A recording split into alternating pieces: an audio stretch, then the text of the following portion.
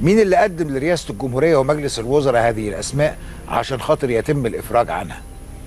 لابد أن رئاسة الجمهورية ومجلس الوزراء اللي رفعوا أسماء وتبين أن هذه الأسماء متورطة في العنف ومتورطة مع الجماعات الإرهابية وثبت ذلك واعترفوا بذلك، اللي قدم لهم الأسامي يتحاسب. ولا هو أي واحد يخش يقدم أسامي فيطلعوا إرهابيين يقول لهم سوري ما كانش قصدي فيصدقوه؟ مش فاهم. ولا نوديهم نحطهم تحت الرقابة في بريطانيا كده زي الرقابة اللي عملوها مع محمد اللي بقى جون، ولا جون اللي بقى محمد، ولا محمد اللي هو جون. والله يعني عاملين هناك وحدة أديان عظيمة.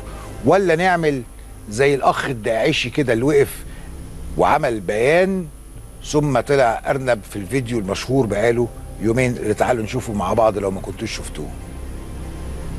أنا أبايع الشيخ الإمام أمير المؤمنين إبراهيم علي محمد البدري القرشي الهاشمي الحسيني على السمع والطاعة في المنشة والمكره. يا فندم أنا ما بقيتوش يا فندم، أنا أعجبت بالفكرة بعد كده رجعت عن الرأي.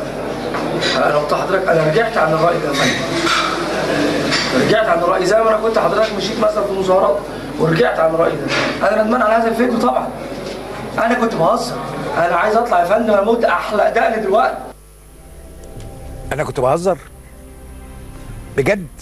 أنت كنت بتهزر؟ أنا اللي مش عارف مين اللي عملت إيه وبايع، كنت بتهزر؟ كده أهو؟ والله ده بتاع الكلب أنضف.